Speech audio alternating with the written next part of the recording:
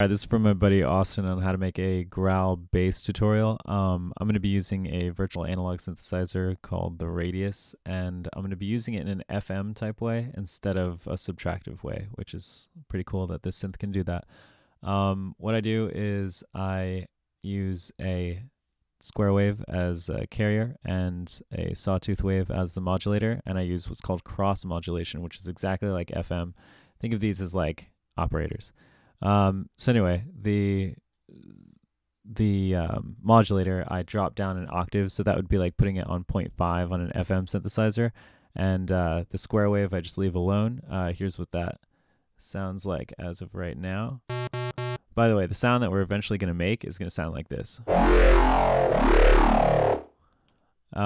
So anyway, we are going to boost this up like to 15 or 25. So when you're using an FM synth, you'll be able to tell what that sounds like. You're just increasing the modulation down between the oscillators. And what a lot of people do to make these growl bass lines is they use they modulate EQ, and instead of that, I'm going to be using bandpass filters. So let's see, I'll be using them in parallel, so we hear both of them instead of having them at a series. And I just put the first one all the way down to the bottom, so that'll be sitting around like 30 hertz or whatever. And then I boost the resonance up pretty high to about like 71. For the second filter, I'll actually let's boost this up a little bit more. For the second filter, I'll drop it down to about 27, and then I'll raise the resonance up to like halfway. So this is what this will sound like. So it doesn't really sound like much because these are going to be modulated. And so we're going to want to set our mod envelope. This is our filter envelope. I set it to the soft algorithm. You can see the differences in the decay. So like if I were to do hard, you'd see a sharper decay, but I do soft, so it's more linear. And then I take sustain all the way down. I put decay about like, I don't know, like 70 something. And then I throw attack up. And then I modulate bandpass filter 1 at 16 and this one at like 13. So this one, I don't think quite overtakes this, but they kind of meet each other. Like, okay, so think of the top of this bar as like the frequency spectrum. Here's 20 hertz. Here's 20K. Bandpass filter 1 is going to be going like wow, and then bandpass filter 2 starting here is going to be like wow. And so here's what it sounds like.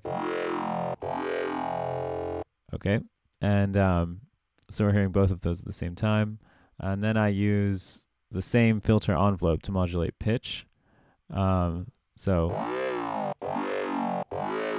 that's what that does.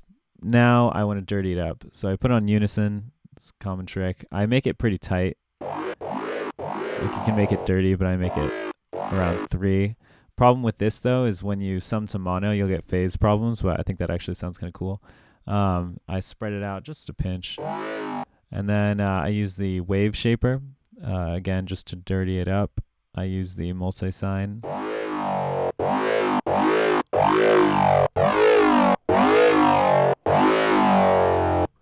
And that's pretty much all I do. Yeah, I'll throw a little bit of LFO1 to modulate the mod depth of how much operator 1 is modulating the carrier. So this triangle wave I'll put at like 125 or whatever, just to give some randomness to the sound to make it interesting.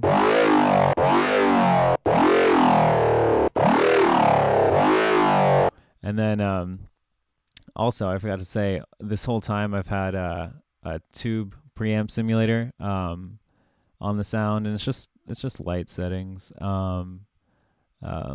Just +5, +7, a little bit of low cut. The last thing that you're gonna want to do is for the oh, it's already on there. So for the Or wait, which timbre am I working on right now? Let's see, timbre 2. Yeah, okay. So I do a low frequency cut, like 15 dB, and then I do that all the way up. Here's it down at 20. And I put it up to 80 just to get rid of that mud, and then I put in a sub. So if I were to like put this on the if I were to put the sub channel on this timbre, this is just a regular sub. The amp envelope looks the same as the filter envelope for the sub, so that way they sound like, you know, they're together. So that's what that sounds like. And yeah, doing that high pass filter, doing that low cut leaves room for the kick drum. So then your sub is going to be in that 60 hertz range, and then your kick drum can be in that 80 hertz range, and then your snare can be in the 200 hertz range, so on and so forth. So that's pretty much all I do.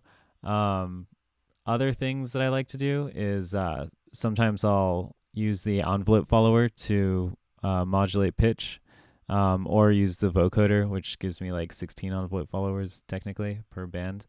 And then I'll just bypass the filters and just use the bands of the vocoder instead. Things to try out are to change, what the pitch.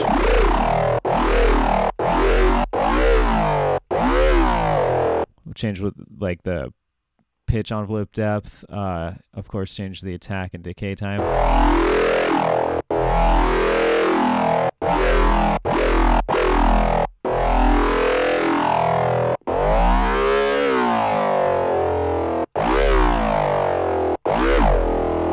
Yeah. And then record those, change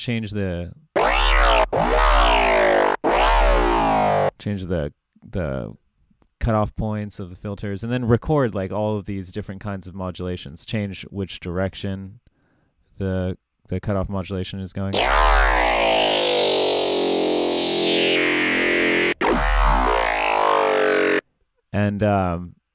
And then record all those, and then take the recordings that you like, and then put them together, transpose them after they're recorded in, and yeah, there's just a lot of cool stuff you can do, and that's how I make my growl bass lines. All right.